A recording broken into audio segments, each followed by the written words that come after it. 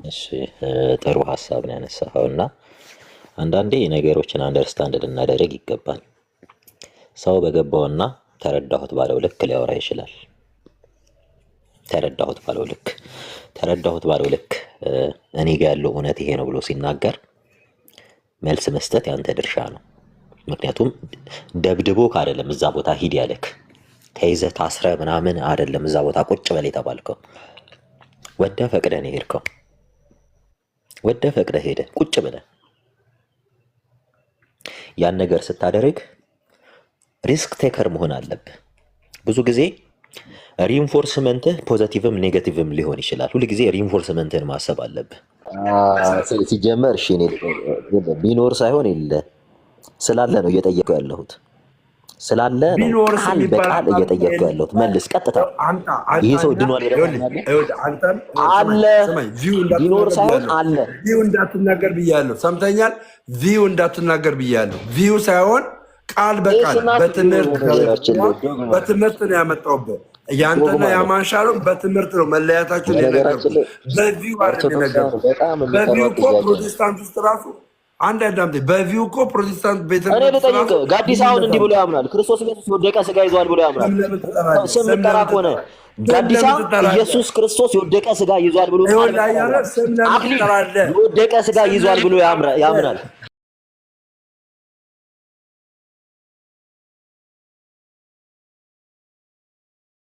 ስለኔ አይደለም ያወራው። ስለኔ አይደለም ያወራው። ስለኔ አይደለም ያወራው። ድምፁ ስለኔ እንዲያወራ ዮኒ ማኛን ጠቅሶ ዮኒ ማኛን ጠቅሶ እቅድ ዓላማውን እሱ ደግሞ እንደዛና እንደዚህ አድርጎ ወጣ። አንተም ለእንደዚህ አይነት ዓላማ ነው የመጣው እያለ እየተናገረ እንዴ አንተም ለእንዲህ አይነት ዓላማ ነው የመጣው አይባልማ። ስም እኮ አይጠቀስም። በቃ እኔና ቤካ በጣም ጥሩ ጓደኛሞች ነን፣ እናወራለን። ሲጀመር ደግሞ ስለኔ አይደለም ያወራው። እሺ ስለኔ አይደለም። የኔን ፎቶ ላይ ቆርጦ የለጠፈው ይሄ ቴሌኮም የሚባል አንድ የአእምሮ ህመም ያለበት ሰው አለ። የሆነ አንድ እነሱ ጴንጤ አይደል? የቤካ እኮ እንትን እኮ ነው፣ አሽቃባጭ ነው እኮ እሱ ራሱ። ቴሌኮም እንደገና እሱ ነው ፎቶን የለጠፈው። እኔ ኖርማሊ ከቤካ ጋር አምፒስ ደንግጧል። በነገራችን ላይ ግን እኔ ሰሙኔ ደስ የሚለኝ ማርያምን እዛ ገብተህ በቃ ደንግጧል። አንተ በመምጣት አሁን ላይ ደንግጧል። በተለይ ፑሽ ማድረግ ስጀምር ለምንድን ነው ኦርቶዶክስን የምትሳደቡት ማለት ስጀምር ደንግጧል። በርታ ወንድም፣ እኔ የምልህ በርታ። ማንኛውም ቤተ እምነት መሰደብ የለበትም ብዬ የማምን ሰው ነኝ። ውይይቶችን በስርዓት ማድረግ እንችላለን ያልኩት። ይሄ ደግሞ ጸያፍ ስድብ ለሚሳደቡ ሰዎች ነው። በዚህም በዛም በኩል ላሉት አትሳደቡ ነው። ወንጌል ፍቅር ነው። ስለ ክርስቶስ ኢየሱስ ነው ገረው አልኩኝ። ከዚህ ሲዘልግን ጀግና ነው የምልህ አንተን። ለምንድን ነው እንግዲህ እዛ ቦታ ላይ የሚሳደብ ማን እንደሆነ ይታወቃል። ያንን አካል ነው እንግዲህ ዲፌንድ ያደረገው። እኔ ነበርኩ ዲፌንድ የማደርገው። በቃ እግዚአብሔር ደግሞ አንተን ተካ እዛ ቦታ ላይ ገብቷል። ኤርሚያስ በጣም ይሳደባል ኦርቶዶክስን እና በተዘዋዋሪ እየነገርከው እንደሆነ ግልጽ ነው። እኔ ሳላደንቅ አይሳደብም፣ በስርዓት ነው የሚያወራው። ከነገ ጀምሮ ትመለከተዋለህ። ቤት ከፍቶኛል የሚሳደበው ግን አንተ በቃ እንደዛ በማድረግ በመረጃ እየሞገተ ነው። በመረጃ ይሞግታል። በመረጃ አንደኛ ነገር ቤተክርስቲያኒቷ ያላሳተመችውን ቤተክርስቲያኒቷ ያልተናገረችውን ታውቃለህ አንተ። እንግዲህ በቤተክርስቲያን ውስጥ ስንት አይነት ስም ማጥፋት ወንጀል እንደተደረገባት በዚህ ቤተክርስቲያን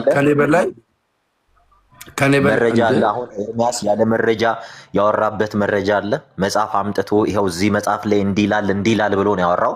መልስ መስጠት ደግሞ በማያምንበት መጽሐፍ ሲጀመር በማያምንበት መጽሐፍ ጋጦጥ ንግግር የተናገረበትን እንግዲህ ጋጦጥ በጣም በቃ አንድ ሰው አይደለም ጴንጤ ለመሆን ይቅርና እንትን ላይክ ጴንጤ ለመሆን ይቅርና ምንም አይነት እሳቤ እንኳን ለማሰብ የማይቻልበት ደረጃ ላይ ነው እሱ በሚናገረው። እንዴ አሁን ኤርሚያስን አይቶ ሰው ጴንጤ ይሆናል? እግዚአብሔር ድረስ እንደ ቤተ ክርስቲያንን አንተ ከምንም በላይ የሚሳደበው ከምንም በላይ አንድ ነገር ልንገርህ፣ አንድ ነገር ክሊር ላድርግልህ። ሰውን አይቶ አይደለም ክርስቲያን የሚሆነው፣ የጠራው ጌታን አይቶ ነው። ጌታ ነው ሰውን የሚጠራው፣ ክርስቶስ ኢየሱስ ነው ሰውን የሚጠራው። ሰው ጠርቶት ክርስቲያን የሚሆን የለም። ጥሪ ከእግዚአብሔር ዘንድ ነው እና ሰው የእግዚአብሔርን ድምፅ ሰምቶ አይደለም ክርስቲያን የሚሆነው። ሰሙ ፈሪሳውያንና ሰዱቃውያን የራሳቸው የሆነ አስተምሮ አላቸው አይደለም? አላቸው። ኢየሱስ ክርስቶስ በተራራው ስብከቱ ላይ ማቴዎስ 5-7 ባለው ስብከቱ ላይ አይተህ ከሆነ ያስተማረው የጽድቅ ወንጌል ነው የነገራቸው አለ። ከዛ ውስጥ ዲፌንድ ሲያደርጋቸው እናንተ በመቃብር የተለሰናችሁ ብሎ የተናገረበት እንጂ የእነሱን አስተምሮ እያነሳ እየተሳደበ እየተራገመ እኔን ተከተሉ ብሏል። እንደ ኢየሱስ ክርስቶስ እንደዛ አድርጓል። በነገራችን ላይ ወይም ደግሞ ልስን ለመሰለህ ደሜ ተግሳጽና ስድብ ይለያያል። ስድብ እኮ በእናንተም በኩል አለ አይደል እንዴ? በእናንተም በኩል በጣም ስድብ አለ። ገብቶሃል? አይገርምም? እኔና እሱ ዛሬ እንደዚህና እንደዚህ ሆነን እኔ ጴንጤ በነበርኩ ሰዓት ከሰሙ ጋር አውርቻለሁ። ዲቤት ሁሉ አለ። በነገራችን ላይ ሀሳብ ትጨርሳለህ። ገርሞኝ ነው ማርያምን፣ ትጨርሳለህ ሀሳብን። ዲቤት ሁሉ አድርገናል። በኦንቶሎጂ ዙሪያ ዲቤት ሁሉ አድርገናል። ዛሬ እኔ እና እሱ እንደዚህ ሆነን እሱ ኦርቶዶክስ ወይኔ ግን ቀን እኮ በጣም ይገርማል። ማርያምን የዛሬ ዓመት እሱ ኦርቶዶክስ ነበር፣ እኔ ጴንጤ ነበርኩ። እሺ በነገራችን ላይ ስድብ አለ። እዚህ ፕላትፎርም ላይ ስድብ አለ። ይሄን ስድብ ክርስቶስ ይወደዋል አይወደውም? እውነትን በፍቅር እንድንገልጥ ነው እግዚአብሔር የጠራን፣ የሰበሰበንም በዚያ ልክ ነው። ልክ የማቴዎስ ወንጌል የተራራው ስብከት የምንለው ላይም ክርስቶስ ኢየሱስ እየገሰጻቸው ነው። ተግሳጽ ስድብ አይደለም፣ ማንነትን የሚያቀና በትምህርት ነው የምልህ ነው። ትምህርት አላቸው ታውቃለህ አለ። በእነሱ ትምህርት ዲፌንድ አድርጓቸዋል። በቶራቸው ላይ ዲፌንድ አድርጓቸዋል። በነገራችን ላይ ትምህርት አሁን እኚህ ፈሪሳውያን የሚባሉ ሰዱቃን ምናምን የሚባሉ በዚያን ዘመን ክሊር ላርግልህና ትምህርት ቤት አለ በአይሁድ ዘንድ የሂላልና የእንትን ትምህርት የሂላል ትምህርት ቤትና የሸምሃ የሚባል ትምህርት ቤት አለ። ሻምሃ የሚባል ሸምሃይ የሚባሉ ትምህርት ቤት አሉ። የሂላል ትምህርት ቤት የሚባለው እነ ገማሊያ የወጡበት እነ ቅዱስ ጳውሎስ የተማሩበት ትምህርት ቤት ነው። በዚህ ትምህርት ቤት ውስጥ ብዙዎች አለ ሊበራል የተባለ ብዙዎችን የሚያቀርብ ሞር ይሄ አትራክቲቭ የሆነ የማስተማር ሲስተምን ይጠቀማሉ። አንዱም እውቁ የኦሪት መምህር ተብሎ የተጠራው የሐዋርያት ሥራ ላይ ጳውሎስ ደጋግሞ የሚጠራው ገማሊያል ነው። ገማሊያል ለ14 ዓመት አለ በገማሊያል እግር ስር ተማርኩ የሚለው ለ14 ዓመታት። አንዴ ሸምሃ የሚባሉት ደግሞ በጣም ኮንዘርቫቲቭ ሊብራል ያልሆኑ ኮንዘርቫቲቭ ወግ አጥባቂ የሚባሉ አይሁዶች የሚወጡበት ነው ያ ትምህርት ቤት። እና ደንብ ክሊር እንዲሆን ለምንፈልገው እነሱ ስለ ህጋቸው ይቀኑ ነበረ። የሰጣቸው ህግ አለ። ይብል የዕብራውያን ክርስቲያኖች የአይሁድ ክርስቲያኖች በጣም ሲያስቸግሩ ነበር አለ።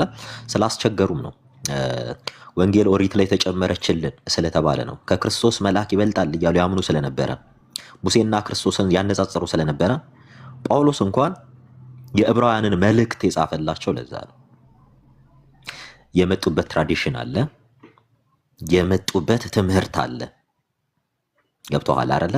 ያ ትምህርት ወንጌልን እንዳይቀበሉ፣ ምክንያቱም እነሱ መሲሁ ይመጣል ብለው የሚያስቡት ከየት ነው? ከነገስታት ወገን ነው፣ ከከበሩት ወገን ነው። ክርስቶስ ኢየሱስን ሲያዩት ደግሞ እንደዛ አይደለም። ሊቀ ካህን ሲለው እያነጻጸረ እንኳ ሲያቀርብላቸው እነሱ የሊቀ ክህነት ሲስተሙ ስቲል እንዳልቆመ ያስቡ ነበረ። ክርስቶስ ኢየሱስ ብቸኛው ሊቀ ካህን እንደሆነ እያስረገጠ ይነግራቸዋል ለዕብራውያን ክርስቲያኖች ወይም ለአይሁዶች። ለምንድን ነው እንዲህ ማስረገጡ ያስፈለገው ስትል የክርስቶስን ሊቀ ክህነት አይሁዶች ሊቀበሉት አልቻሉም ነበረ። ለምን ብለህ ስትጠይቅ ክርስቶስ ኢየሱስ ከይሁዳ ነገድ የነበረ ከሌዋውያን ወገን ያልሆነ በአሮን ጄኔኦሎጂ ውስጥ ያላለፈ ነበረ። ክህነት በዘር የቆመው በክርስቶስ ኢየሱስ ነው። የአዲስ ኪዳን ክህነት በዘር አይደለም፣ አይሁዳዊ ስለሆነ ክርስቶስ ይሁዳዎች ለንግስና ነው የሚጠሩት እንጂ ለክህነት አይደለም። እኔ አሁን የጠየቁት ጥያቄ ምን ነበረ መሰለ? አሁን ኢየሱስ ክርስቶስ ለምሳሌ ያክል የፈሪሳውያንንም የሰዱቃውያንንም አስተምሮ አልተቸም። በነገራችን ላይ ራሱ ፈሪሳውያንና ሰዱቃውያን በትምህርት የሚለያዩበት ነገር አለ፣ ሰው ልጅ ከሞተ በኋላ በሚለው እሳቤ ማለት ነው። እና ግን እርሱ እንደዛ እየተቸ የእናንተ አስተምሮ እንደዛ ነው እንደዚህ ነው ምናምን እያለ እንኳን አልተቻቸው። ኢቭን ዞ እንኳን በሰማይ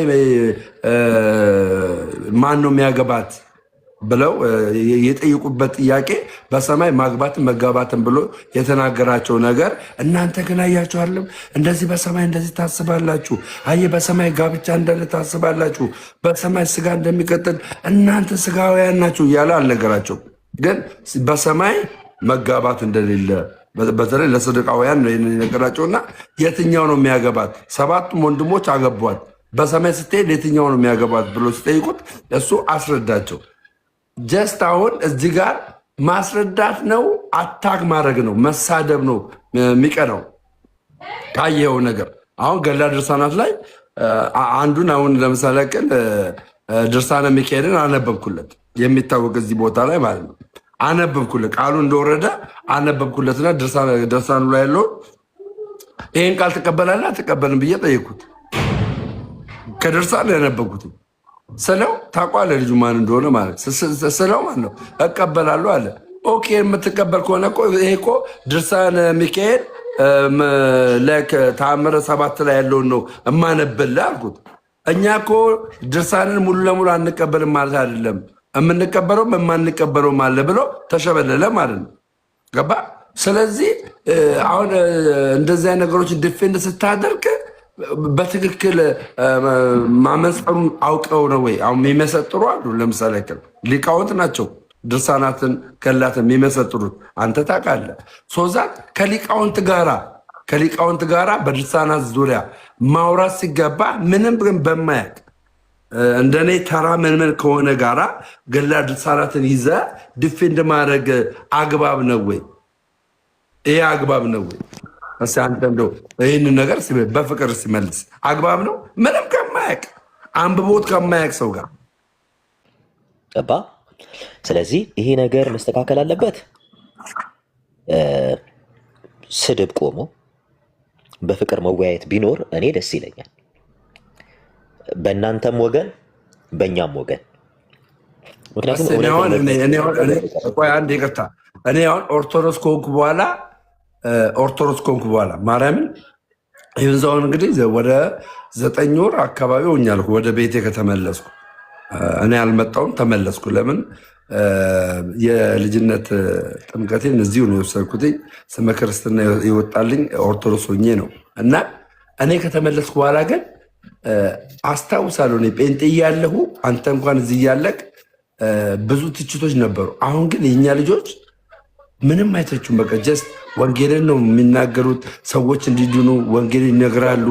ማንቋሸሽ፣ መሳደብ፣ ማጥላላት ኢቨንዞ እንኳን አሁን በዘማርያም እና በትዝታው ሳሙኤል በኩል የተደረገ የድቤት ጥሪ አይተህ ከሆነ ማነው ተሳዳቢ ማነው በትህትና ድቤት ጥሪውን ያቀረበ ብለህ እንትን ማለት ይችላለን። እና ምን ልልህ ፈልጌ ነው በእኛ ወገን አሁን እኛ ባለንበት ወገን ውስጥ እኔ ተነስቶ ጴንጤን እየተሳደበ ትምህርት እየተቸ እያንቋሸሸ እንደዚህ እያደረገ ማንም የለም። ማንም አንድ ሰው የለም። በቃ አትግባቡም ነው። በትምህርት አትግባቡም፣ አንዳችሁ ከአንዳችሁ ጋር አትግባቡም ነው። ይሄ ሪል ነው። አለመግባባት አለ። ስለዚህ አለመግባባት ያለውን ታወጠዋለ። በሳክራመንት የማይግባቡ አሉ። ገባለ በጣም እና እንደዚህ አይነት ነገሮችን ነው የምትናገረው።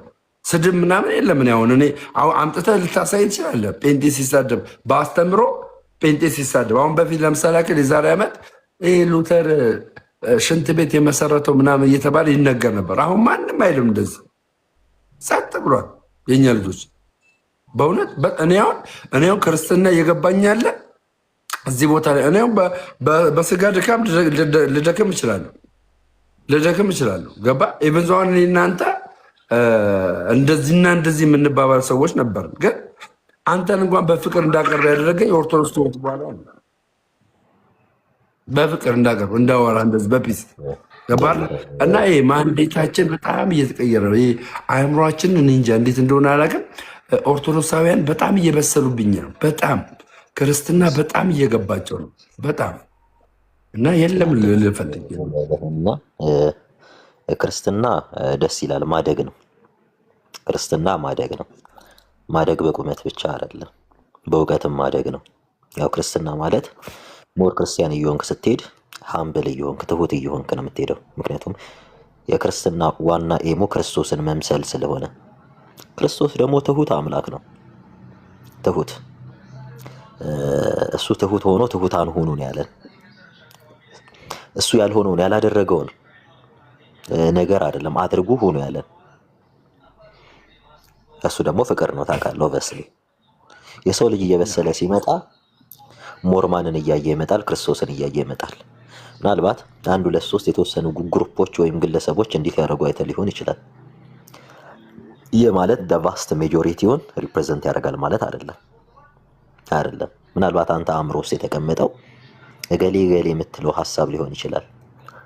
የወንጌል አማኞች አሁን እኔ ሲሳደቡ አላየም። እዚህ አሁን ብዙ ቤቴን እከፍታለሁ፣ ዲስከስ እናደርጋለን። ግን የተወሰኑ ግለሰቦች እንዲህ አይነት ነገር ሊኖረባቸው ይችላል። ዲፌንድ ማድረግ ግን አግባብ አይመስልም። ለምን አንደኛ ጣዖት አምላኪ እኔ ጋ እዚህ ጋር መጥቶ ጣዖት አምላኪ የሚለኝ ጣዖት ትሰግዳለህ የሚለኝ ኋላ ያለችው አሁን ሊያ የምትባለች ወይ ልንገራ፣ ሊያ የምትባለች መታ እዚህ ጋር ይሄኛ ከኋላ ያለው ስዕል ዘይት እያንጠባጠበ ነው። ምን አሁን እንደዚህ አይነት ሰውን ሞክ የሚያደርግ ንግግር እየተናገሩ እያየ አረሽ ሰሰሙ ሼም ነው። ማርያም ሼም ነው። ሀሳቤን ሊጨርስልህ እኮ አይሳደሙ አትበላ። ኦሊኖል በነገራችን ላይ በዚህ ብቻ በወንጌል አማኝ ብቻ አይደለም። ያው የራስህን ብታይም ጥሩ ነው። ያው በእናንተም ወገን የሚሳደቡ ሰዎች ስላሉ፣ ስለዚህ ይሄ ማለት ቤተ እምነቷ ተሳደቡልኝ ብላ ታሳድባለች ማለት አይደለም። እንዲያርጉ እንዲሆኑ ብላ ታደርጋለች ማለት አይደለም። የማንም ቤተ እምነት እስልምናን ጨምሮ የሰውን ቤተ እምነት ተሳደቡ ብሎ ሰውን አይልክም። ምናልባት የምንሳደብ ከሆነ የኛ የስጋ ድካማችን የተጠራንበት ዓላማ አንዱ ክርስቶስ ኢየሱስን ማክበር ስለሆነ የጠራን ጌታ በፍቅር እንድንመላለስ ብርሃናችሁ በሰው ፊት ሁሉ የበራ ይሁን ይላል። ብርሃናችን በሰዎች ሁሉ ፊት ይበራ ዘንድ ነው የተጠራ ነው። መጠራታችን እንዲሁ አይደለም። መጠራታችሁን ተመልከቱ ሲለን እንዲሁ ስለተጠራን አይደለም። መጠራታችን እኛ አርፈን ሌሎችን እንድናሳርፍ ነው። እኔ በዚህ ልክ አላወራህም ነበረ በፊት ታውቃለህ ጸባይ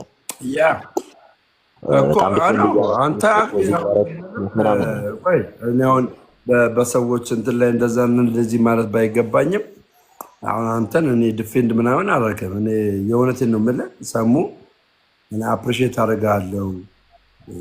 ጀስት ፍሬንድሊ ከዚህ በኋላ ከአንተ ጋራ ጆይን አደርጋለሁ ብዬ ከዚህ በፊት አውርቻለሁ እና በእንደዚህ አይነት ቶን በእንደዚህ አይነት እውቀትን ውስጥ ያለውን እውቀት ኢንቮልቭ ማድረግ ገባ፣ ለአንተም ክሬዲት መስጠት ነው ገባ። የአንተንም ታሪክ ማንተን ነው ጥሩ ነው እንደዚህ መሆኑ ማለት ነው ገባ።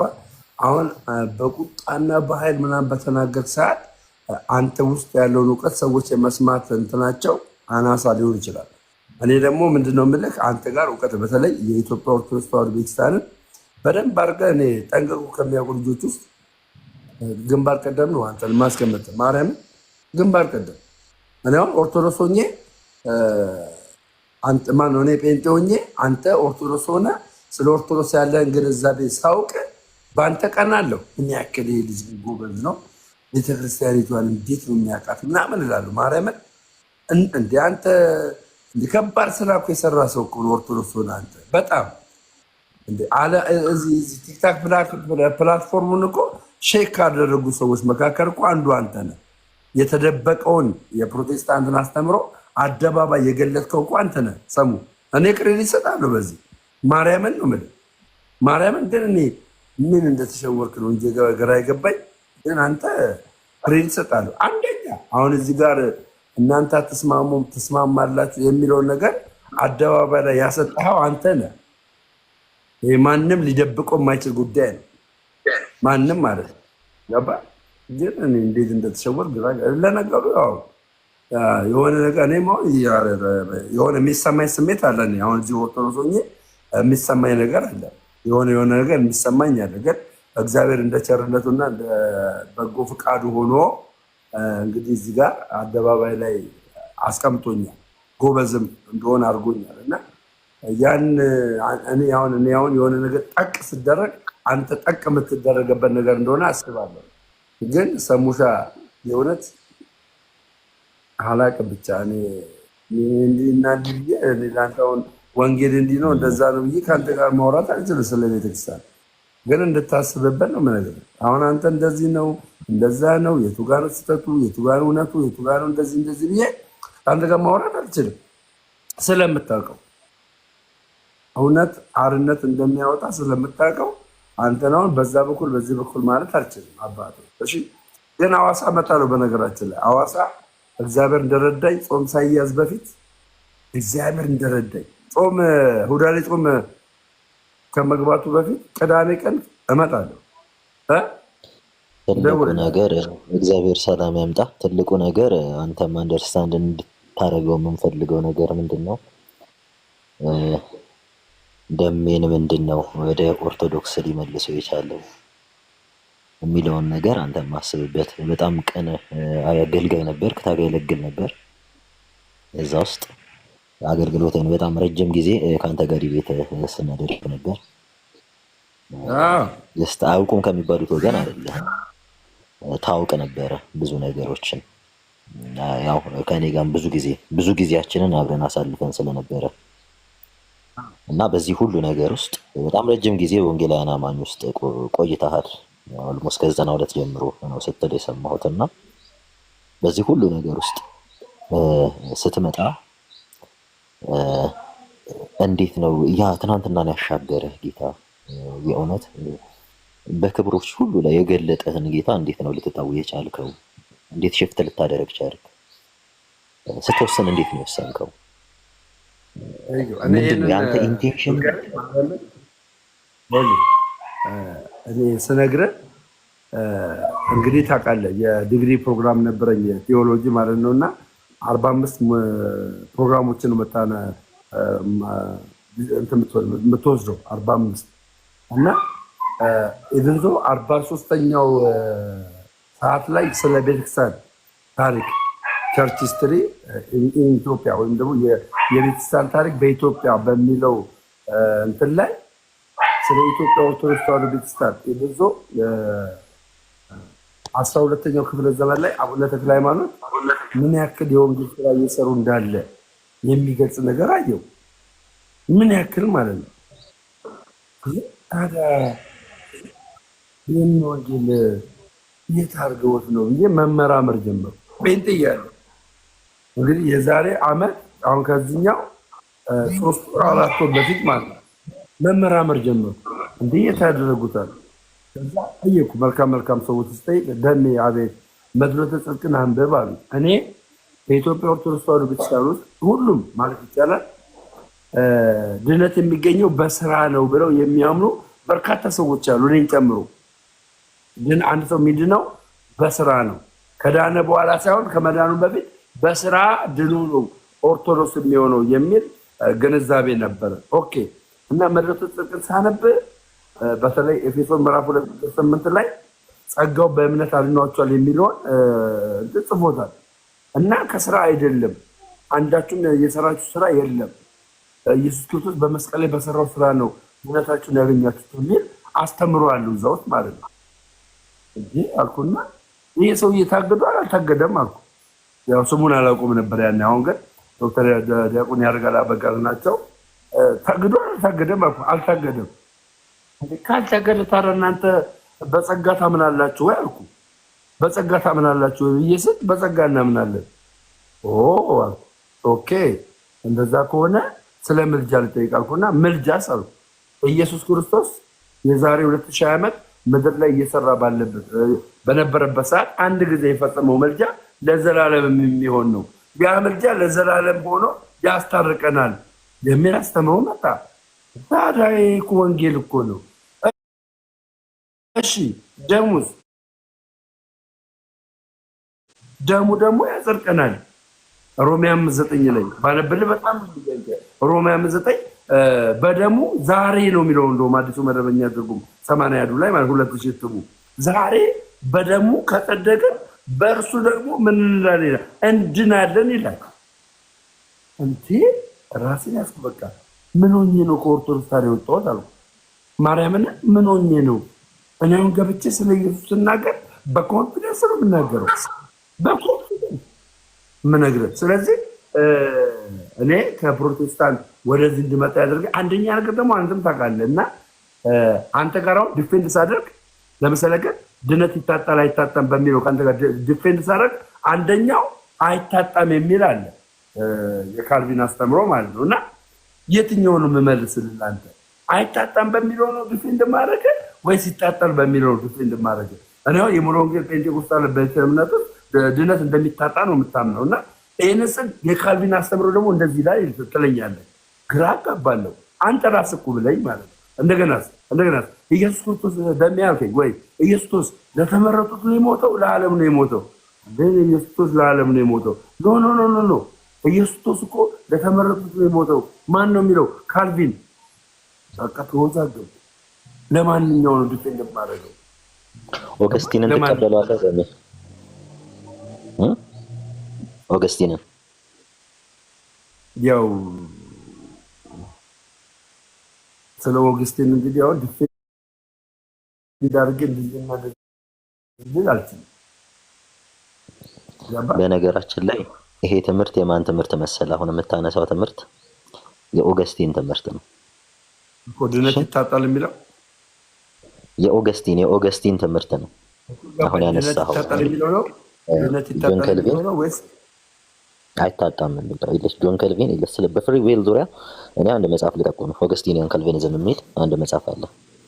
አንድ ታዋቂ የታሪክ አጥኚና ተመራማሪ በስፋት ስለ ኦገስቲን የጻፈ ሰው ነውና ኦገስቲኒያን ካልቪኒዝም የሚል መጽሐፍ አለ። ስለ ኦገስቲኒያን ካልቪኒዝም እሱን እንትን ላይ እንትን ላይ እሱን ሪኮመንድ ስላደረግኝ አመሰግናለሁ። ግን አሁን ሰሙ አንተውን በፊት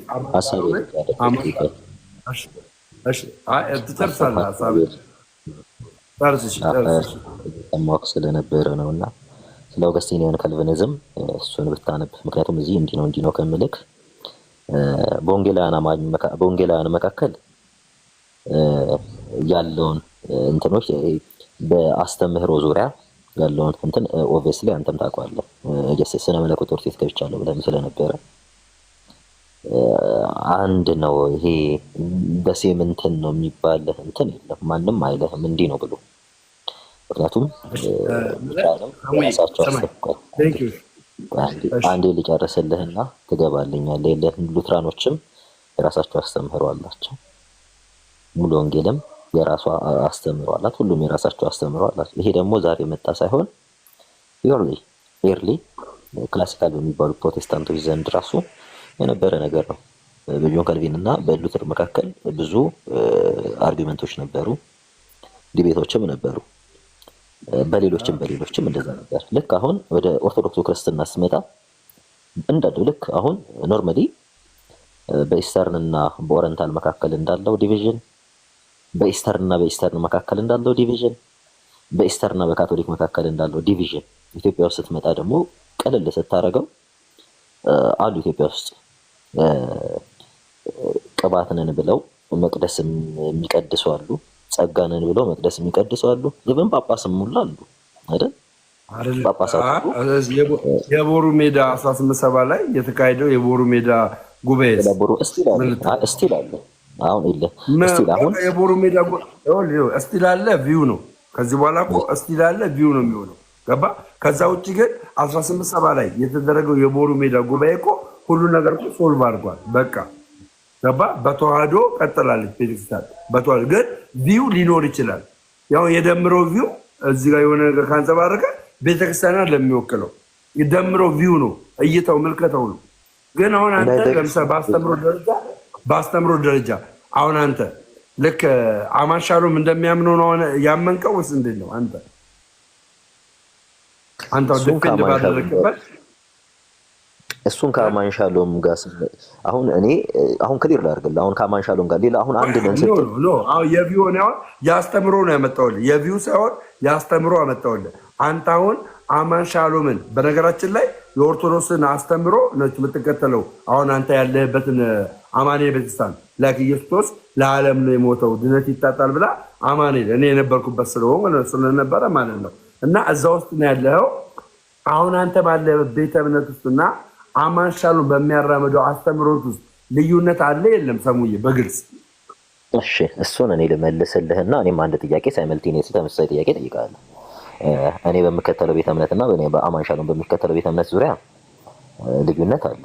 ግን እኔ አንተ ልጠይቅህ፣ አንተ በምታምናት ኦርቶዶክስና ማን ሄዳ ነው ልዩነት ልጨርስላ? ልዩነት ካለ ማን ሄዳ ነው? አንድ ጊዜ እኔ ልጠይቅህና አንተ ራስህ እየመለስከው ስለምትሄድ ነው። አንተ በምታምነው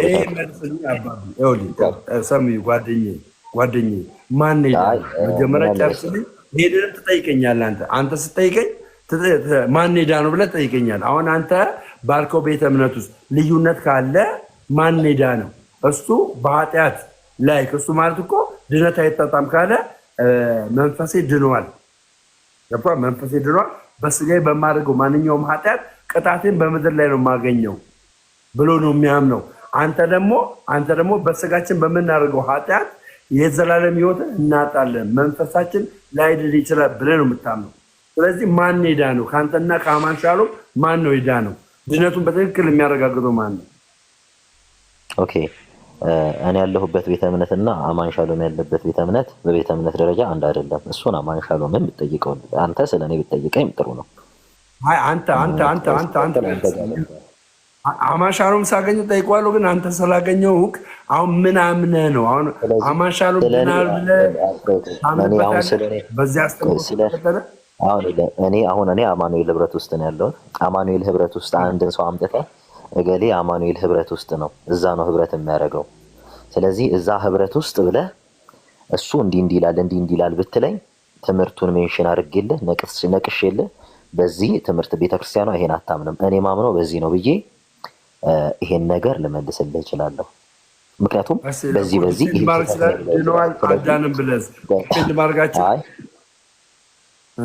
ቆይ አንድ ጊዜ ይቅርታ፣ ሀሳቤን ሳልጨርስ እንትን የምትለኝ ከሆነ በእኔ ቤተ እምነት በአማኑኤል ውስጥ ካለ በአማኑኤል ቤተ እምነት ድነት የማያሰጠው ትራክ ላይ ካለ አንተ ሰው በዚህ ይሄ ትምህርት የክርስቶስን ትምህርት የተከተለ አይደለም ብዬ ልለው እችላለሁ። ድናል አልዳንክም እያልኩኝ እኔ ሰርተፊኬት የማወጣለት ሰርተፊኬት እንትን የምለው እኔ አይደለሁም። ምክንያቱም የሚያድነው ጌታ። ይህንን ዲፌንድ ማድረግ ትችላለህ። አሁን ከእሱ ጋር ህብረት ማድረግ ትችላለህ። አንተ በእንደዚህ አይነት ትምህርት ውስጥ ባለ ሰው ላይ ህብረት ማድረግ ትችላለህ። እዛ ቤተ እምነት ውስጥ ካለ አማኑኤል ቤተ እምነት ውስጥ አማኑኤል ህብረት ውስጥ ካለ ይሄ ሰው እኔ እጅ እግሩን ይዤው አይደለም አማኑኤል ቤተ ህብረት ውስጥ ማመጣው አማኑኤል ህብረት ውስጥ ማመጣው ወዶ ፈቅዶ ነው የሚሄደው። እሱ ብቻ እኮ አይደለም። በነገራችን ይኸውልህ ማሰብ ያለበት አማን ሻሎም ብቻ ሳይሆን አማን ሻሎም ብቻ ሳይሆን እንደዚህ አይነት አስተምሮ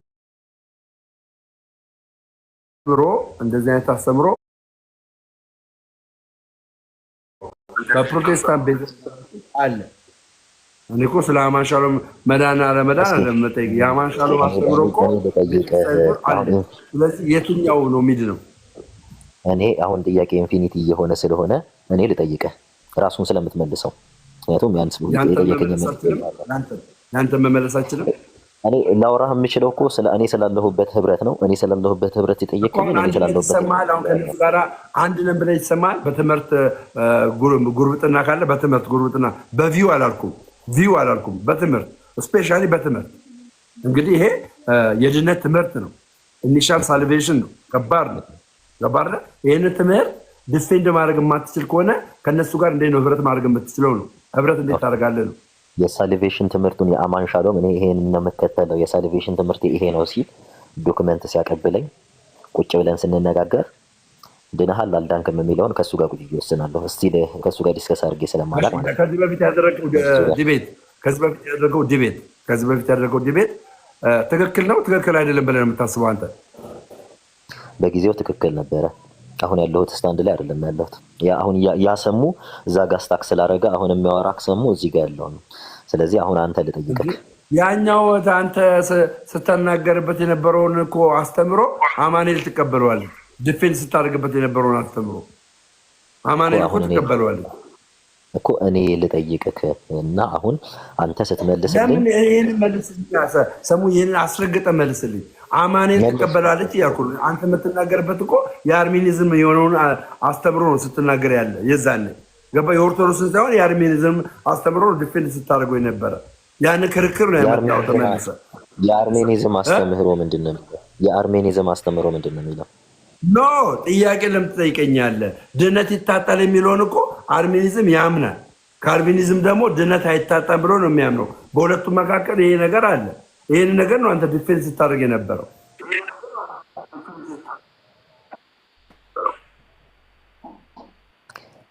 ደሜ አሁን የምልህ ነገር እየሰማኸኝ ነው? እኔ አሁን የምልህን አሁን አንተ እንዳወራልህ የምትፈልገውን ነገር ነው የምትጠብቀውና እኔ እንዳወራልህ ከአንተ ጋራ ስማኝ፣ አዳምጥ፣ በቃ ጨርሻለሁ። ከአንተ ጋራ እዚህ መጣ በእውነት አብረን ወንጌል ብሰራ ደስ ይለኛል። ለማንኛውም ጠይቀኝ። አንተ ምንድን ነው የምትጠይቀኝ? እኔ ጥያቄ ልጠይቅህ። አንተ ከሁሉም ኦርቶዶክሶች ጋር አንድ ነን ብለህ ታስባለህ? አዎ፣ ያው በቀኑና ካልሆነ በቀር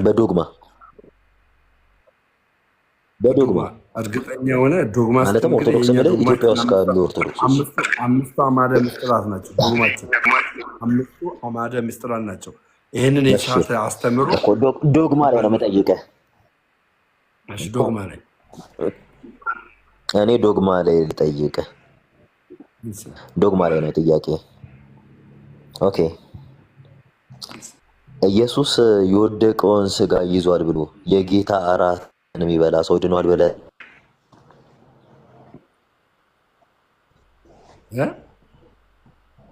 ድምፅ አልተሰማኝ፣ ተቆራርጧል። አባ ኢየሱስ የወደቀውን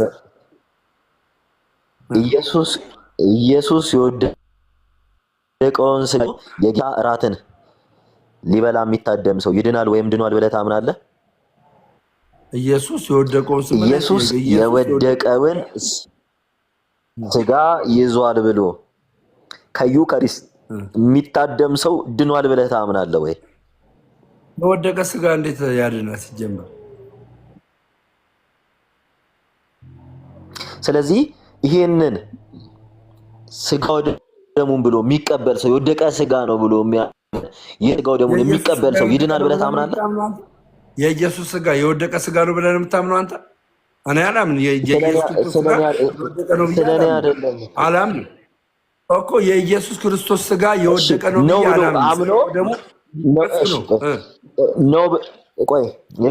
ብሎ የወደቀ ስጋ ነው ብሎ አምኖ ኦርቶዶክስ ቤተክርስቲያን ሄዶ ስጋ ወደሙን ቢቀበል ይድናል ብለህ ታምናለህ? ምስጢረ ቁርባን ላይ ነኝ። ዶግማ ነው የምጠይቀው። አምኖ ምናምን የወደቀ ስጋ ነው ማንም አይደለም። ሲጀመር እንደዚህ አይነት አስተምሮም የለም። ዝም ብለህ የምታወራው አንተ። ይድናል ብለህ ታምናለህ ወይ?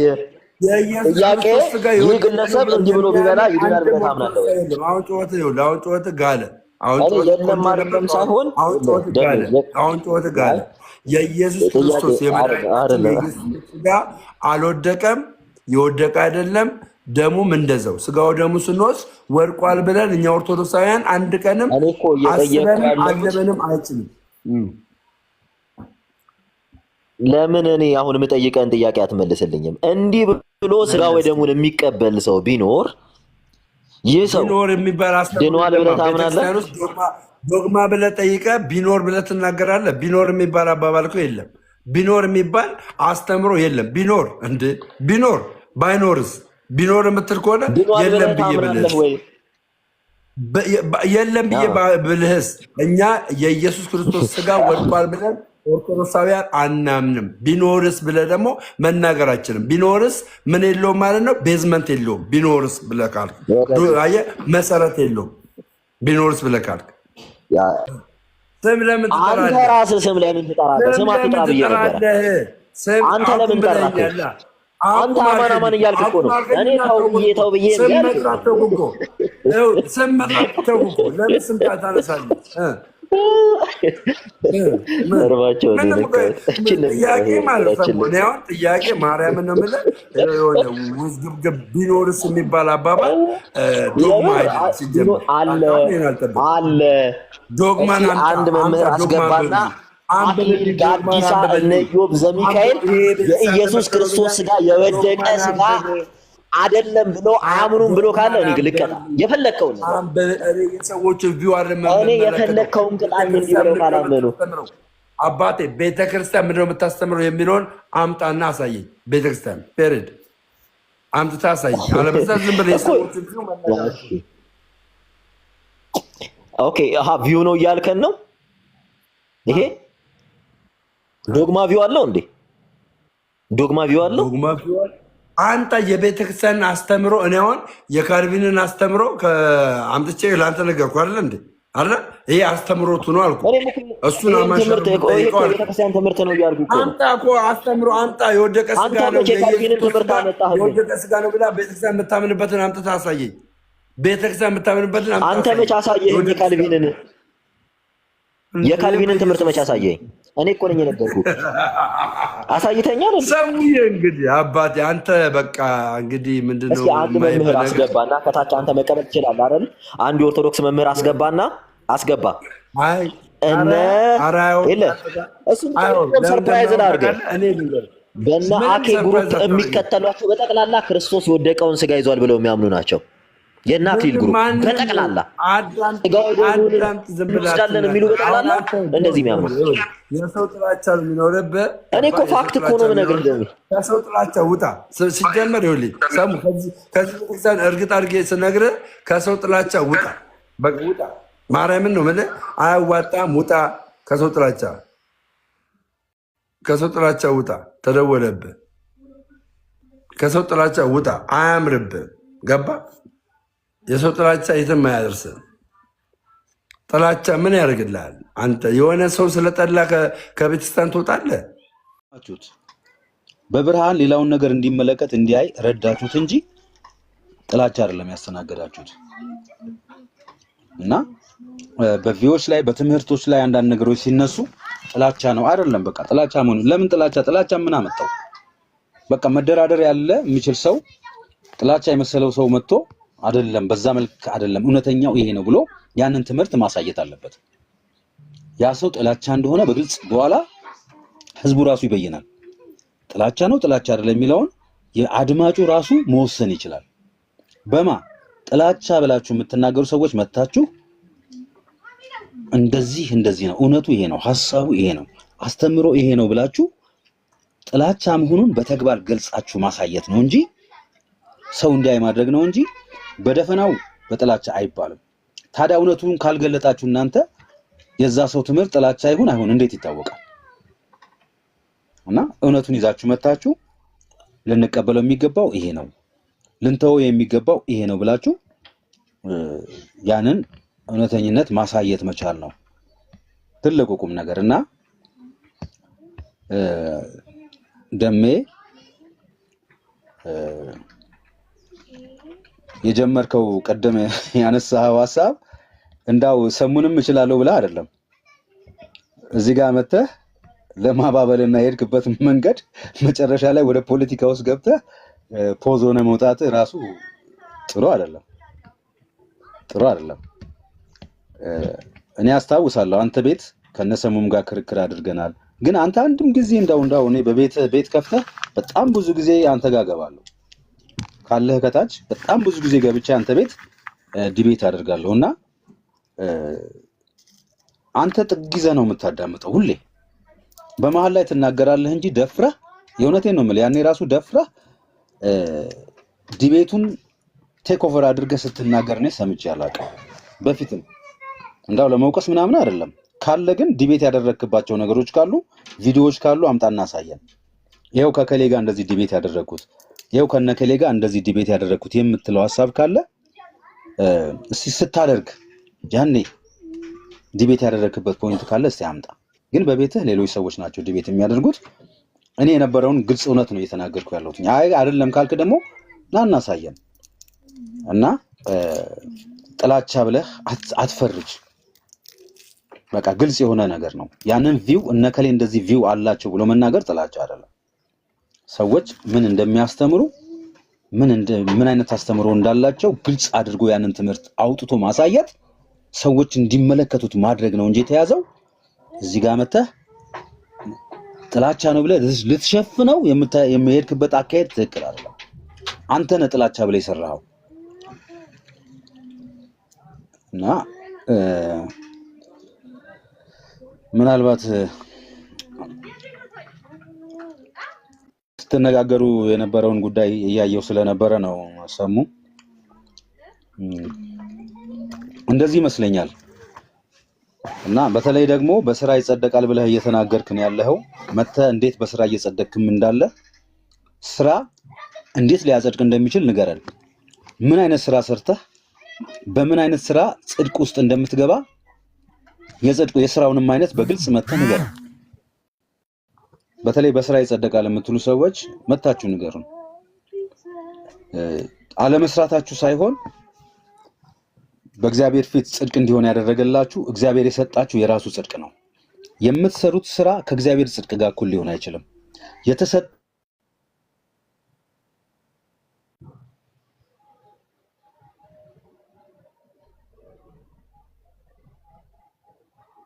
ሰጣቸው ኢየሱስ ክርስቶስን በማመን የሚገኝ የእግዚአብሔር ጽድቅ ይለዋል 3:20 ላይ በሕግ ሊጸደቅ እንደማይችል ከተናገረ በኋላ ኢየሱስ ክርስቶስን በማመን የሚገኝ የማን ጽድቅ? የእግዚአብሔር ጽድቅ ነው። ሰው እግዚአብሔር ሰዎችን ወደ እግዚአብሔር መንግስት እንድንገባ ያዘጋጀው ጽድቅ የራሱ ጽድቅ ነው። ወደ እግዚአብሔር መንግስት እገባለሁ ማለት የሚችል መናገር አፉን ከፍቶ መናገር የሚችል ሰው ይሄን የእግዚአብሔር አይነት ጽድቅ ሰርቶ በእግዚአብሔር ፊት መቆም አለበት በድፍረት።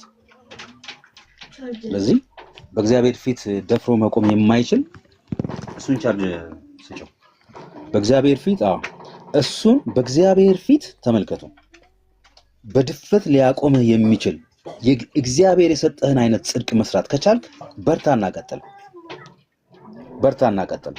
ስለዚህ የእግዚአብሔር ጽድቅ በፍጹም በስራ ልጽድቅ የእግዚአብሔር አይነት እግዚአብሔር የሰጠህን አይነት ጽድቅ ልታመጣ ኢየሱስ ክርስቶስ በመስቀል ላይ የሰራውን ጽድቅ ልታመጣ ሰርተህ እኛ የእግዚአብሔር ጽድቅ እንሆን ዘንድ ኃጢአት ያላወቀውን ስለኛ ኃጢአት አደረገው ይላል። በዚህ ነው እግዚአብሔር የተደሰተው። ስለዚህ አድርጉ እያልኳችሁ ያለሁት የራሳችሁን ጽድቅና እግዚአብሔር የሰጣችሁን ጽድቅ እኩል ኮምፕሮማይዝ አታድርጉት። ለምን ለንጽጽርም አታቀርበው ወዳጄ። ሪከቨር እየሰማኸኝ ነው? እግዚአብሔር የሰጠህን ጽድቅ አይነት ጽድቅና እንዲሁ የሰጠህን ጽድቅና አንተ ልትሰራ የምትችለውን ጽድቅ ኮምፕሮማይዝ አድርገህ አወዳድረህ እያነጻጸርክ በዚህ ጽድቄ እገባለሁ እንዳትል። አንተ በምትሰራው ጽድቅ ልትገባ እንደማትችል ልትገባ የምትችለው በራሱ በእግዚአብሔር ጽድቅ እንደሆነ መጽሐፍ ቅዱስ ነግሯል። ሕግም በመስራት ማንም ሊጸድቅ እንደማይችል ነገር ግን በልጁ በኢየሱስ ክርስቶስ በማመን የሚገኝ የእግዚአብሔር ጽድቅ ተብሎልሃል። ኃጢአት ስትሰራስ እዛው ሮሜ 3:28 25 ላይ ምን ብሎ ይናገራል? የኃጢአታችን ማስተሰሪያ አድርጎ አቁሞታል። ማንን? ኢየሱስን። አክቹዋል ሲን አሁን ልትሰራ ትችላለህ። አሁን ከሰው ጋር ልትጣራ በደል ልትበደል ትችላለህ። አሁን ባለ ህይወት ላይ እሺ በቃ ተቋረጠ። ያንተ ወደ እግዚአብሔር መንግስት መግባት ጉዳይ የልጁ የኢየሱስ ክርስቶስ ደም ከኃጢአት ሁሉ ያነጻሃል። ህይወት እንዲቀጥል በቀጣይነት እንዲኖር ሊያደርግ የሚችል ሊቀ ካህን አለ። በድካማችን ሁሉ ሊራራልን የሚችል ሊቀ ካህናት አለን።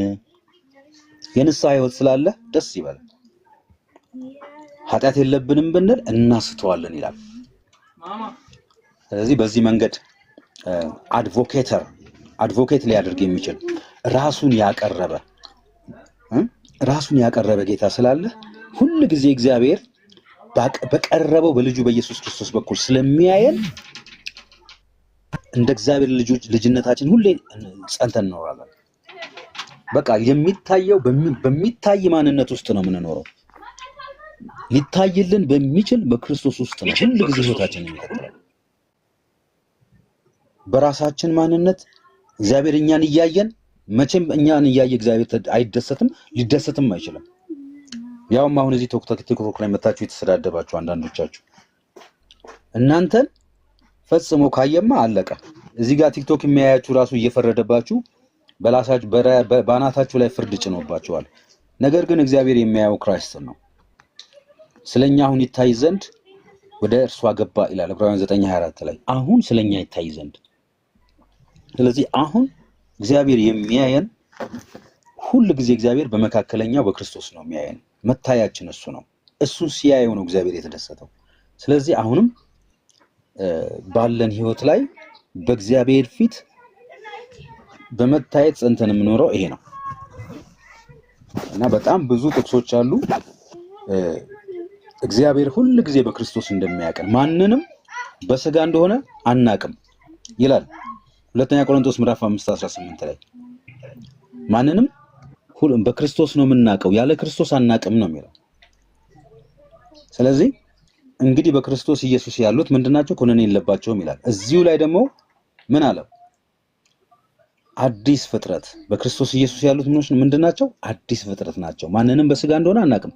ክርስቶስን እንኳን በስጋ የምናቀው ከሆነ ተሸውደናል። ጌታ ኢየሱስ ክርስቶስን አሁን እንደ ሕፃን ልጅ እንደ ምናምን እንደ ሰው በምድር ላይ እንደነበረ አታስቡት። እንደዛ እናስበው። አሁን የነገስታት ንጉስ ነው። ፍጹም ሰው ስለሆነ ደግሞ ሊቀ ካህን ነው ኦፍ ኮርስ። ምክንያቱስ እኛ በምድር ላይ ደካሞች ኃጢአተኞች አለና በምድር ላይ ድካም የሚገጥመን ሰዎች ስለሆነን ሊቀ ክህነቱ እስከ ፍጻሜ ድረስ ሊኖርልን ሊታይልን ግድ ነው። ስለዚህ በሰውና በእግዚአብሔር መካከል ሌላ የለም። መጽሐፍ ቅዱስ አለ የሚለው እናንተ የምታስቀምጧቸው አለዎች እኔን ጃኬት እንደመጡ ግን በሰውና በእግዚአብሔር መካከል አንድ አለ ብቻ ነው የሚለው። አንድ አለ እከሌ አለ እነከሌ አሉ የሚል መጽሐፍ ቅዱሳዊ ትምህርት የለም። አዲስ ኪዳን ላይ ሲመጣ አዲስ ኪዳን ላይ ስትመጡ በሰውና በእግዚአብሔር መካከል there is only one አንድ ነው ያለው። እርሱም ሰው የሆነው ክርስቶስ ነው። ሰው የሆነው ብሎ የተናገረበት ምክንያት ምንድነው? በሰውነቱ እኛን ይመስላል፣ በመለኮቱ አብን ይመስላል። ከአብ ጋር አንድ ነው ማለት ነው። በስጋው ከኛ ጋር አንድ ነው፣ ፍጹም ሰው ስለሆነ ማለት ነው።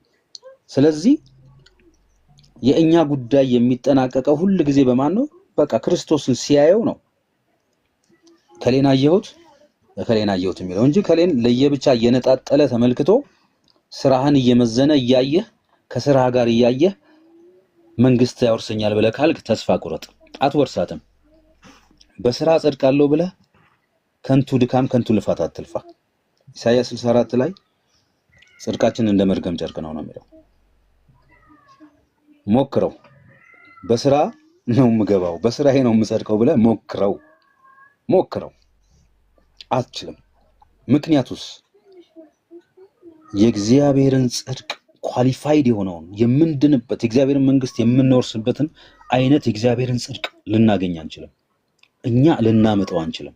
ይሄ ኳሊፋይድ በእግዚአብሔር ፊት ፐርፌክሽንን የሰጠን ጸድቋል፣ ጀስቲፋይድ ሆኗል። በክርስቶስ ኢየሱስ ላሉት እንግዲህ ኩነኔ የለባቸውም። ኩነኔ ማለት ፍርድ ማለት ነው። there is no condemnation those who are in Christ በክርስቶስ ኢየሱስ ስላሉት ምንም ኩነኔ የለባቸውም። መቼ? አሁን በማን ስትኖር? በክርስቶስ ስትኖር። ለምን? ሰው የሆነው በመካከለኛ የሆነው ክርስቶስ በመካከል ላይ ስላለ አቅቶህ በስራዬ ካልክማ ምኑን መካከለኛ ሆነልህ? አንተ ነህ እየታየህ ያለው። በስራዬ ካልክ እደግምልሃለሁ። በስራህ ከሆነ እግዚአብሔር የሚያይህ ክርስቶስ እየታየልህ አይደለም ላንተ። ክርስቶስም አንተም ታይተህ ፕላስ ተደርጎ አይደለም የእግዚአብሔር ጽድቅ ተብሎ የሚጠራው። እግዚአብሔር አንድ ጊዜ ረክቷል። ኢየሱስ ክርስቶስን በማቅረብ መካከል ላይ ሊታይ የሚችለውን ለሰው ልጆች ሁሉ ፐርፌክት የሆነውን ስጦታውን ኢየሱስ ክርስቶስን አሳየን። በቃ እርሱን እግዚአብሔር ሲመለከት ሲያየው ረካ። ማቴዎስ 17 ላይ ተራራው ላይ በወሰዳቸው ጊዜ ሙሴን ኤልያስን በተመለከቱ ጊዜ በቃ እዛ ገዳም መስራት ፈለጉ። እዛ የሆነ ግንባታ አድርገው ድንኳን ሰርተው እዛ መቅረት ፈለጉ። እንደዛ አይደል።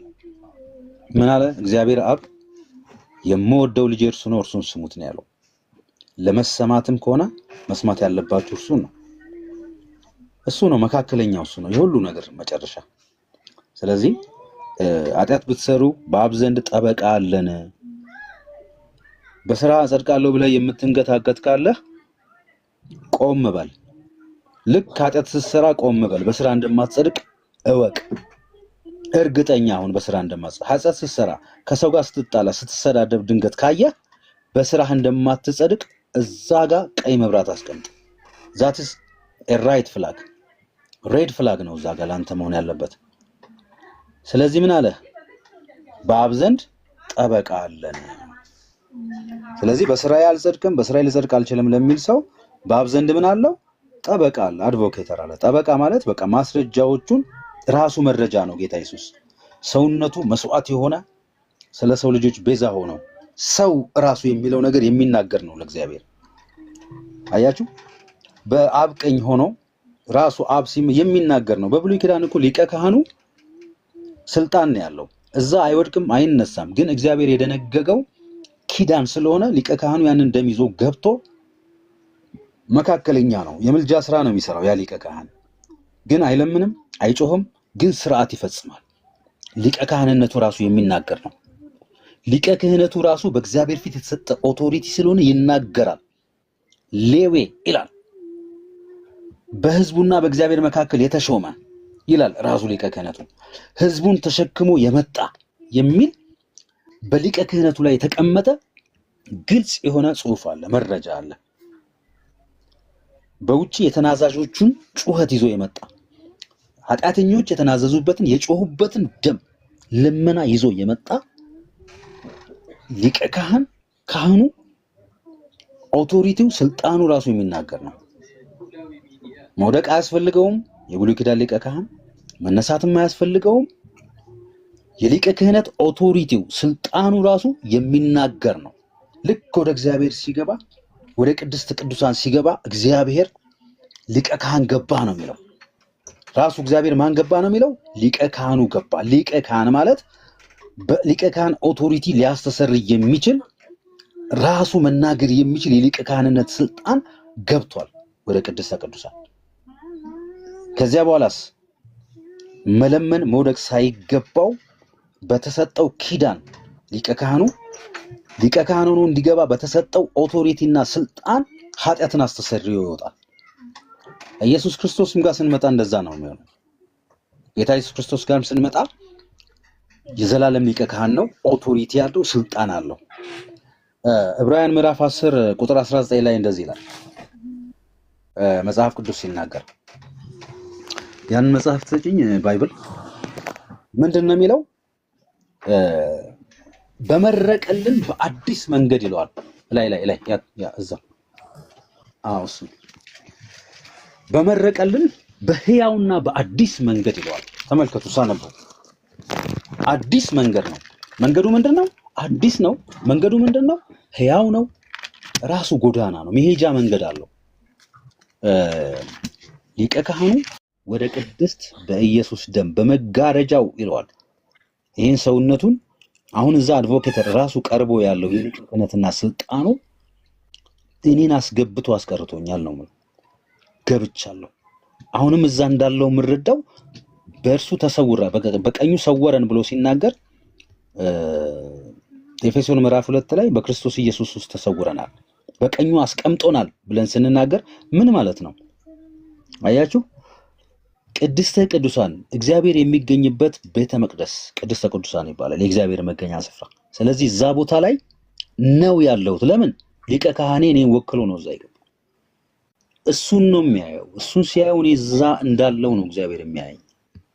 ስለዚህ ሊቀ ካህኔ ለምንድን ነው እዛ ሊቀ በመጋረጃው ይላል። ጋርዶኛላ። መጋረጃ ሲል ምንድን ነው? ተጋርጃለሁ። አያችሁ፣ አልታየም። በአዲስና በሕያው መንገድ ወደ ቅድስት ይለዋል በኢየሱስ ደም። አሁን ቅድስተ ቅዱሳን ነኝ ብዬ ስል በማን ነው? በኢየሱስ ደም ነው። በመጋረጃው ማለት በስጋው በኩል ይላል። አሁን ስጋው የለበሰው የሰውነት ሰው የተባለው ስጋ የለበሰው ማንነት እኔን በትክክል የሚገልጽ ነው። በአብ ፊት እኔን በትክክል የሚያሳይ ነው። ስለዚህ ለዚህ ነው እኔን አያይም ብዬ ያልኳችሁ። ለዛ ነው እኛን አይመለከተንም ብለን ስንል ይሄ ነው። ወደ ቅድስት ገብተናል። በምን? በመጋረጃ። መጋረጃ ያለው መጋረጃው የሚከልል ነው። ቅድስተ ቅዱሳን ላይ መጋረጃ አለ። ወደዛ ውስጥ ሰዎች እንዳይመለከቱ ይጋርዳቸዋል። አሁንም ልክ አብ እኔን እንዳይመለከት ጋርዶ የኔን ድካም የኔን ማንነት ጋርዶ ያ መጋረጃ ነው የሚታየው። መጋረጃው የሚለው ስጋው ኢየሱስ ክርስቶስ ነው የሚታይልኝ ማለት ነው። ስለዚህ መጋረጃ ብሎ ሲናገር የሚታይ ነው። እግዚአብሔር ይመስገን። ወደ ቅድስት ገብተናል። አልገባንም የምትሉ ወንድ አይገባም ሴት አይገባም ብላችሁ የምታስቡ አሁን ቤተ መቅደስ ገብታችኋል እኮ በቃ። ምን ምድር ላይ ትርመጠመጣላችሁ? ምን ምድር ላይ ትርመጠመጣላችሁ? አትርመጥመጡ። ምድር ላይ ገብታችኋል ስትባሉ አው ገብተናል ነው ማለት ያለባችሁ። የት ቅድስት ነው ያላችሁት? በማ በሊቀ ካህኑ፣ በማ በመጋረጃው፣ በማ በአድቮኬተሩ። የት ነው ያለው? አብ ቀኝ ነው ያለው። ተሰውራል። ማን ሰወረ? ሊቀ ካህኑ። ማን ወክሎ? አንተን ወክሎ። ሊቀ ካህኑ ሰማይ ያለው እኔን ወክሎ ነው። እሱ ነው እዛ ያለው። እኔም እዛ ነኝ በሱ አማካኝነት። ይሄ ነው በምድር ላይ የነበሩ ሊቀ ካህናቶች ጥላን ያገለገሉት። በልብሱ ላይ የ12ቱን ነገድ ስያሜ ለብሶ የብሉይ ኪዳን ሌዊ 12ቱን ነገር ተሸክሞ የኃጢአታቸውን ማስተሰሪያ ይዞ ህዝቡን ወክሎ ሲገባ ህዝቡ ገባ ማለት ነው። ወደ እግዚአብሔር ማደሪያ ገባ። ሊቀ ካህን ሌዊ ሲገባ ህዝቡም እኩል ገባ። ኢየሱስ ክርስቶስም እንደዚሁ ነው። በገዛ ደሙ በእንስሶች አይደለም ይላል ዕብራውያን 9:12። ነገር ግን በገዛ ደሙ ገባ ይለንና እኛም አሁን ምን ብለናል? በዚህ በመረቀልን ምን አለን? ገባን። አሁን የት ነው ያለነው? በዛው በምን? በመጋረጃው። ስለዚህ አሁን የሚያየኝ እግዚአብሔር በተጋረደልኝ መጋረጃ ነው እየታየው ያለው። እኔማ ብታይ ሳይጋረድልኝማ ብታይ ያልቆልኛል። ስለዚህ በስራ የምትሉ መጋረጃ እያነሳችሁ ነው። በስራ የምትሉ ከታች ያላችሁ መጋረጃውን ከላያችሁ ላይ እያነሳችሁ ነው። የስጋውን ሰውነት እግዚአብሔር ሊያይላችሁ የፈለገውን በሊቀ ካህኑ ኦቶሪቲና ስልጣን እንዳትታዩ በስራችሁ። ለዚህ ነው ከጸጋውና ከክርስቶስ ተለይታችሁ ወድቃችኋል ያላቸው የገላትያ ሰዎችን። ለዚህ ነው። ስለዚህ ጌታ ኢየሱስ ክርስቶስ መካከለኛችን ነው፣ አማላጃችን ነው፣ ጠበቃችን ነው፣ ዋስ ጠበቃችን ነው፣ ሊቀ ካህናችን ነው ብለን ስንል እዛ ነው ያለው። እኛም እዛ ነን ያለነው። በማ በሱ ተሰውረን በሱ በመሰወር ውስጥ ነው ያለነው። ስለኛ አሁን ይታይ ዘንድ ወደ ቅድስት ገባ ካለ በኋላ እዛው ዕብራውያን 9 መጨረሻው ላይ ምን ይለዋል? ቁጥር 29 ላይ እንደዚህ 28 ላይ ለሰዎች አንድ ጊዜ መሞት ከእርሱ በኋላም ፍርድ የተመደበባቸው እንዲሁም ደግሞ የብዙዎችን ኃጢአት ሊሸከም አንድ ጊዜ ከተሰዋ በኋላ። መቼ? አንድ ጊዜ ነው የተሰዋው። አንድ ጊዜ ከተሰዋ በኋላ ያድናቸው ዘንድ ለሚጠባበቁት ሁለተኛ ጊዜ ያለ ኃጢአት ይታየላቸዋል። ዕብራውያን 9:29 ላይ 28 ላይ ተመልከቱት። አንድ ጊዜ መሞት ከእርሱ በኋላ ፍርድ እንደተመደበባቸው እንዲሁ ክርስቶስ ደግሞ የብዙዎችን ኃጢአት ሊሸከም አንድ ጊዜ ከተሰዋ በኋላ አንዴ ነው የተሰዋው። ያድናቸው ዘንድ ለሚጠባበቁት ከተሰዋ በኋላ የሚጠባበቁ አሉ። አዎ እኛ እዚህ ያለ ነው። ያድናቸው ዘንድ ለሚጠባበቁት ሁለተኛ ጊዜ ያለ ኃጢአት ይታየላቸዋል። መቼ? አሁን። ስለዚህ የክርስቶስ ምልጃና ሊቀ ክህነት አሁን ያለው ሊቀ ክህነት ለማን ነው? ለኛ ለዳን ነው። ያልዳናችሁትስ ኑ ግቡ ወደዚህ። ስለዚህ ሊቀ ካህኑ በአብ ቀኝ ነው ያለው። እርሱ እዛ አለ ማለት እናንተ እዛ ናችሁ ያላችሁት። የሊቀ ካህን ስራ ሌላ ምንም ነገር የለም። ሊቀ ካህኑ በቤተ መቅደስ በሰማይ አለ በአብ ቀኝ አለ ብሎ ሲል እኛም እዛ ነን ያለ ነው። ለምን? እርሱ ነው የሚታየው። አብ እዚህ በአካል ፊዚካሊ ምድር ላይ ነው ያለውትኝ። ነገር ግን እግዚአብሔር ሲመለከተኝ ማንን ነው የሚያየው? ልጁን ኢየሱስ ክርስቶስን ነው። የመጨረሻ አንድ ቃል እዚህ ጋር ልናገር። ጌታ ኢየሱስ ክርስቶስን ጠየቀው። አብን አሳየንና ይበቃናል አለው ፊልጶስ ምዕራፍ 14 ላይ። አንተ ፊልጶስ አለው እስካሁን ድረስ ካንተ ጋር ስሆን አታውቀኝምን? እኔን ያየ አብን አይቷል አለው። እኔ አብ ነኝ እያለ አይደለም። እኔን ያየ አብን አየ። አንድ ሰው ኢየሱስ ክርስቶስን ሲያየው አብን ይረዳል፣ አብን ያውቀዋል። ስለ አብ ያለው ዕውቀት በቂ ይሆናል። አብም ደግሞ ተመልከቱ ወልድን ነው የሚያየው፣ ልጁን ነው የሚያየው። አንድያ ልጁን ነው የሚመለከተው። የሰጠውን ነው የሚያየው። የሰጠህን ኢየሱስን ወልድን ነው የሚመለከተው። ስላንተ መዳን አንድያ ልጁን እስኪሰጥ ድረስ ዓለምን እንዲወደዋል ብሎ ሲናገር የሰጠህን ልጅ ነው የሚያየው።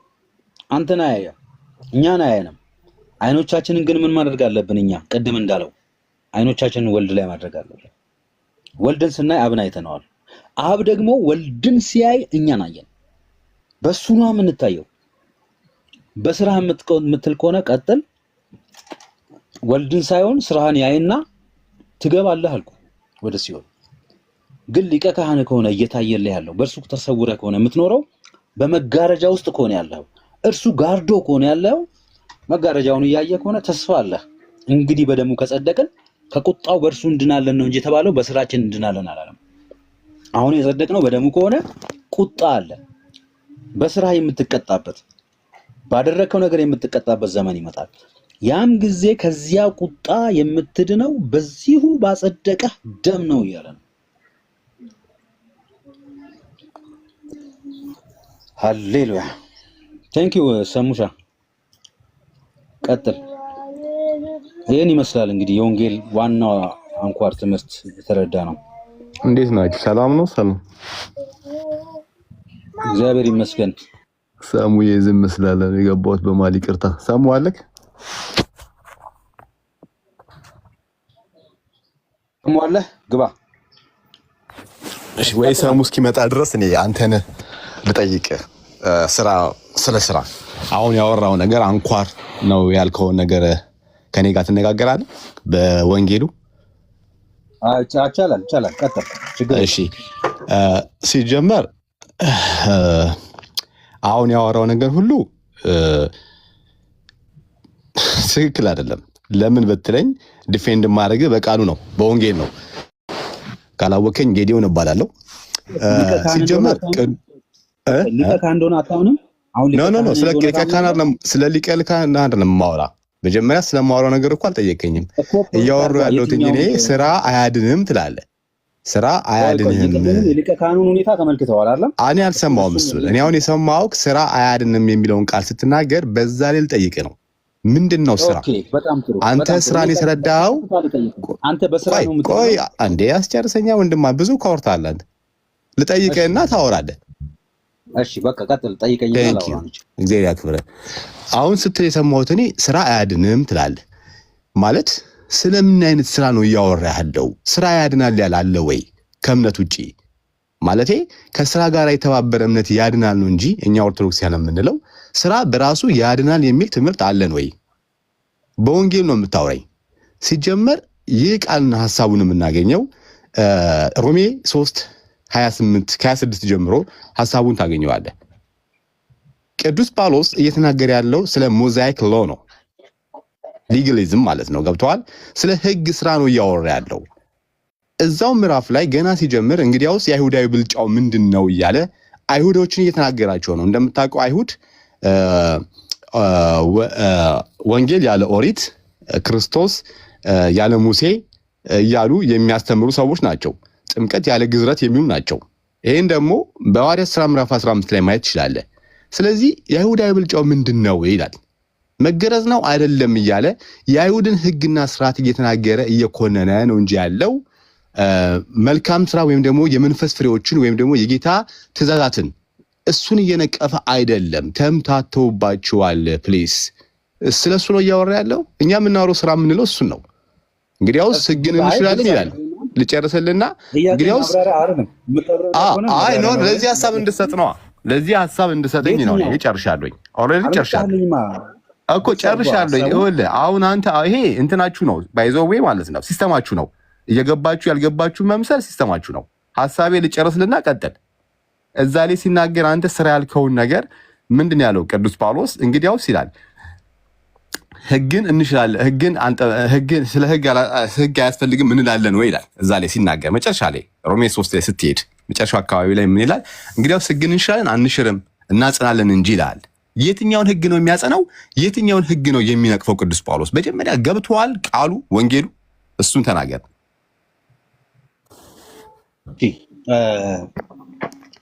ሮሜ 3 ላይ ስንሄድ መጽሐፍ ቅዱስ ስለ ሕግ የሚያወራቸው በዛ ሕግ እንጸድቃለን፣ ያንን ሕግ ሰርተን ለጽድቅ ነው የሚል ሐሳብ አይደለም።